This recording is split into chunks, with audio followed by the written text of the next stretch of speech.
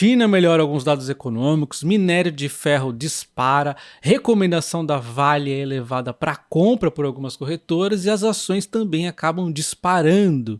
Será que ainda temos grande potencial de alta na Vale, inclusive de dividendos extraordinários? Bem-vindo ao canal Top Ações, não se esqueça do like no vídeo, vamos refletir um pouco o que está acontecendo aqui com China e a Vale e comparar um pouquinho aqui com outras empresas. Até o meio do mês o pessimismo imperava em algumas frentes em relação à China, até o ponto do Biden dizer que a China é uma grande bomba relógio. Ele citou que a China até outro tempo crescia 9% e agora vai acabar crescendo 2%, embora a gente sabe que não vai crescer 2%, né? Vai crescer mais. O fato é que ela não vai atingir ali a meta, talvez, né, de 5%, vai crescer um pouquinho menos, mas não está muito longe. O grande ponto é que o crescimento não está homogêneo como se esperava pós-pandemia, né? Na narrativa ali do pessoal é que ao fim da pandemia a China ia voar, os chineses iam fazer turismo, a China ia crescer e tudo ia dar muito certo. E na verdade não está indo tão bem assim, mas ela ainda está relativamente sólida, né? E pouco tempo atrás, no problema da Country Garden, eu trouxe um vídeo para vocês onde eu mostrei que as empresas privadas aqui do setor imobiliário estão ruins. Foi uma matéria aqui do Financial Times, as vendas decaindo muito em relação a 2021. E olha só, a Evergrande até hoje está bem complicada a situação para ela, embora as empresas estatais estejam indo ainda bem, né? Mas as privadas estão sofrendo muito. Então ainda existe um risco de um estouro aí de uma bolha imobiliária na China. Porém, naquele mesmo vídeo eu comentei sobre as reuniões que a BTG fez com a Vale e o posicionamento da Vale fazia sentido. Embora tenhamos uma cautela aqui com o setor imobiliário estar meio duvidoso na China, a demanda do aço e do ferro está muito forte ainda, se mostrando resistência inclusive nos preços. Então isso mantinha ainda a Vale otimista ali em relação também ao curto e médio prazo, né? Pouco tempo depois, a gente vê então o minério de ferro ontem atingindo a máxima de 5 semanas com dados melhores após o estímulo aí feito na China. Então na China recentemente nós tivemos uma queda da taxa de juros que não foi tanta, inclusive o mercado num primeiro momento até achou ruim, mas que ajuda, e também os pacotes de estímulos. A última onda de estímulos chinês deu uma animada no mercado, então os pacotes de estímulos macroeconômicos ampliou o sentimento positivo em relação à China. E a China vai desbloquear então canais de financiamento de ações, títulos e empréstimos para empresas privadas e apoiará alistagens e refinanciamentos, afirmou o Banco Central Chinês. Então tudo isso faz com que haja um sentimento mais positivo agora em relação ao setor imobiliário, de repente sair daquela situação que ainda está um pouco ameaçadora, mas de qualquer forma o consumo do aço nunca caiu ao ponto de derrubar os preços do minério de ferro e do aço, né? Então a gente vê, se o consumo do aço melhorar ainda mais, a demanda por minério de ferro da siderúrgica será sustentada. Então essa é uma narrativa que está rondando agora. Aqui a gente vê a Vale de branco e o minério de ferro. Olha só como a coisa vai acompanhando lado a lado, né? Então o minério de ferro cai, a Vale cai, é inacreditável, né? E no último ano o minério de ferro subiu 24% e a Vale subiu apenas 11%, que a Vale teve uma queda mais forte. Eu sempre lembro vocês que minério de ferro não gera valor, Vale gera. Então sempre quando fica num período muito longo nesse alinhamento aqui de preço entre as duas, na minha opinião, vai se gerando uma oportunidade, porque eu nunca vi minério de ferro pagar dividendos, a Vale paga. Então, só de ter a Vale ali, está recebendo dividendos, a empresa está gerando lucro, está investindo, está crescendo, está investindo em metais que são para transição energética, está investindo em minério de alta qualidade, que vai ter uma importância muito grande aí no futuro, para descarbonização, a própria também eficiência energética que esses minérios trazem, né? E nessa esteira de descarbonização, a Vale então iniciou teste de carga de primeira planta de briquete de minério de ferro. Eles dizem aqui que é um momento histórico para a siderurgia, né? Depois de vários anos de desenvolvimento, eles conseguem então promover essa inovação que vai ajudar na descarbonização das suas operações. Então a gente vê que o startup da primeira planta de briquete em Tubarão está previsto para ocorrer até o fim de 2023 e uma segunda planta está em fase de construção e tem startup previsto para início de 2024.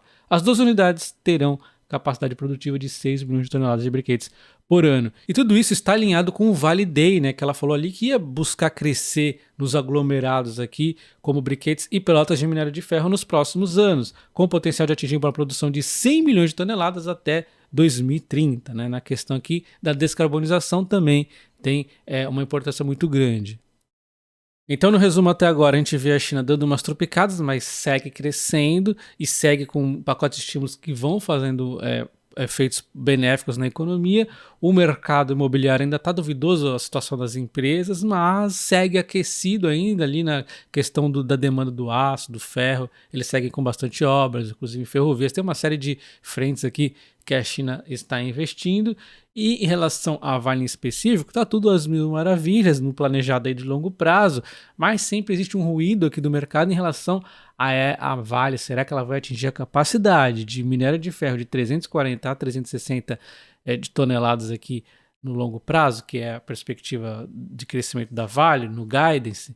E isso aqui eu vejo mais como um detalhe. Se não acontecer exatamente quando planejado, vai acontecer em algum momento. E lembre-se que a Vale está focando em outros pontos também, como os metais para a transição energética, o minério de alta qualidade, que vai ter todo esse diferencial que eu já disse no consumo energético e também na descarbonização. Então não é só apenas ficar olhando essa capacidade, é o que o mercado está olhando muito aqui neste momento. E falando na questão dos metais, a Vale recentemente, vocês devem se lembrar, vendeu 10% da sua frente de metais para uma empresa que é especializada ali na parte do níquel, cobre e tudo mais, para dar uma expertise para a Vale conseguir crescer mais nessa frente.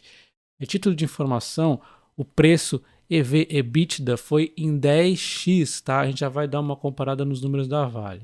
Mas antes da gente comparar esses números, vamos ver aqui então a recomendação do JP Morgan, que eleva a Vale para compra e destaca a mudança de maré. As ações acabam subindo em ritmo de crescimento da China, do minério de ferro e também com a recomendação do JP Morgan. Então o JP Morgan diz tudo isso que nós falamos até o momento, que o mercado imobiliário na China ainda está um pouquinho assim perigoso, vamos dizer, né? Mas que a demanda do aço segue forte, a produção segue muito forte e temos os pacotes de estímulos que trazem aqui um ar bastante positivo aí para a China, né? E ao contrário de 2021 e 2022, não esperamos ver a redução deliberada na produção siderúrgica nacional da China. Em outras palavras, mais aço significa mais ferro. Então falaram aí os analistas do JP Morgan. Eles complementam que é capaz o minério de ferro manter-se a $120 a tonelada, que é mais do que os preços de $100 que eles haviam previsto. Aliás, esses números aqui, seja de 100 ou de 120, já é fantástico para a Vale, tá? A gente já vai falar dos dividendos extraordinários possíveis. De qualquer forma, eles aqui então recomendam compra da Vale, elevando o preço de R$ 75 para R$ 79 para o fim de 2024, é um preço mais modesto do que outras corretoras, já se junta então ao Bradesco e a BTG, que elevaram aqui os preços da Vale. Ele destaca outro ponto, que é o múltiplo EV/EBITDA, que está muito interessante nesse momento, a gente já vai comparar, tá? Que está em 4,2, ele chegou a atingir um topo aqui, a Vale, em 5,9 no começo do ano, então já deu um desconto interessante. Então agora vamos falar de alguns múltiplos da Vale. Nós temos ali a frente de metais básicos sendo vendida por 10 vezes EBITDA. Óbvio, nós estamos falando apenas de metais, níquel, cobre e tudo mais. A gente vai pegar agora uma comparação com a empresa como um todo, onde o principal material é o ferro, né? Mas enfim, só para a gente ter uma noçãozinha. 78 bilhões foi o EBITDA da empresa em nos últimos 12 meses, né? Se a gente pegar esse múltiplo vezes 10, seria 780 e poucos aqui bilhões. A Vale hoje, antes dessa alta daqui do dia, estava valendo 311 bilhões. Olha só o quanto de margem tem aqui. Mas é só um indicador que não estou dizendo que deveria valer isso, só para a gente ter uma noçãozinha, tá? E quando a gente compara o indicador que o JP Morgan nos disse que a Vale está descontada, EV/EBITDA, a gente vê um múltiplo muito igual aqui, CSN Mineração, e a Vale, 4,51 na Vale, 4,49 na CSN Mineração, e na minha opinião eu prefiro a Vale como um case de investimento, tá? Também é uma empresa, além de eu gostar mais, é uma empresa que eu acompanho há muito mais anos, né? Desde 2007 acompanhando a empresa, não tem nem como eu não conhecer muito mais a Vale no detalhe ali do que a CSN Mineração, né? A gente tem que, uma empresa que é nova na bolsa, a gente tem que ver se tudo que ela está dizendo realmente vai estar acontecendo aí, mas é uma boa empresa também, tá? É que eu não invisto porque eu já tenho a Vale aí. Quando a gente compara com o múltiplo da Ferbasa, que não tem nada a ver, não é mineração, né? É mais forte à frente de siderurgia dela, né, inclusive, mas ela tem ali um pouco de preço atrelado ao aço inox, vamos assim dizer, né? Então, 4,64. Então, a gente está vendo ali que a Vale está um múltiplo interessante. A gente não tem a Aura Minerals, infelizmente, o múltiplo aqui, porque é uma BDR, eu teria que calcular manualmente, mas enfim. Quando a gente olha aqui o PVP, ó, também, olha só, tá em linha aqui com outras empresas, inclusive essa mineração está mais esticada nesse momento.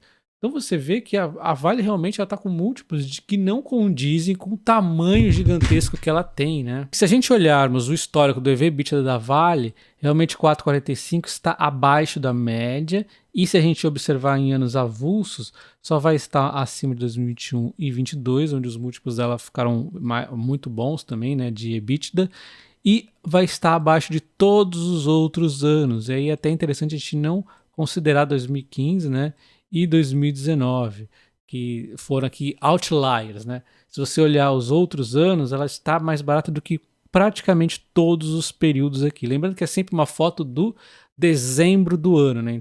Então agora falando dos dividendos extraordinários possíveis e do preço justo da Vale, primeiro começando aqui com o consenso, ainda não foi atualizado lá os novos preços justos, mas já temos uma margem interessante de 28,6% na Vale, o consenso aponta 88,40 o preço justo. Já estou contando aqui com essa alta, já estou pondo a Vale que é 68,75, tá? JP Morgan aponta para R$ 79,00, com uma margem de 14,9. Na minha opinião, eu acho pouca essa margem, né? Eles recomendam compra, mas eu só gosto de comprar Vale com pelo menos uns 20% de desconto ali. Eles estão falando que é 14,9, só que, na minha opinião, não é esse preço justo. Eu acho que a Vale vale mais do que isso, né? Enfim.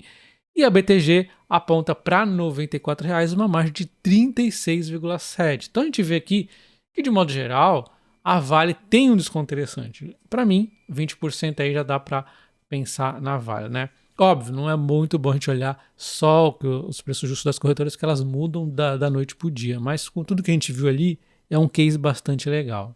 E quando eu falo dos dividendos extraordinários, a Vale vai ter o dividendo normal, que ela vai receber lá das operações dela e tudo mais, e tem essa venda que ela fez de 10% da sua operação de metais.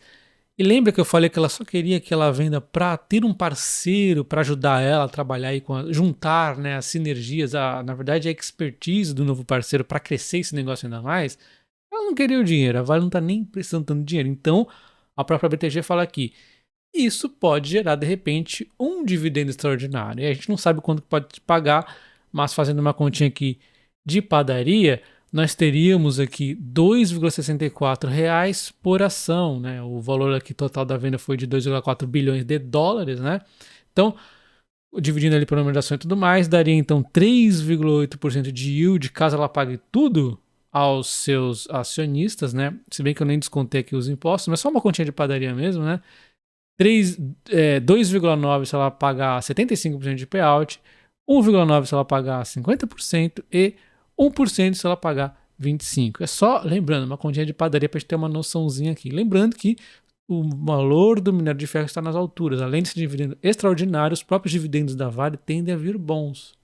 Nesse período de queda da Vale, eu aumentei bastante minha exposição à Vale com compras protegidas contra a queda, utilizando opções. Muitas dessas compras eu narrei no meu curso de opções, link na descrição do vídeo e no comentário fixados. Mas hoje eu vou fazer uma revisão mostrando quando e como e por que eu escolhi diferentes tipos de proteção em diferentes momentos.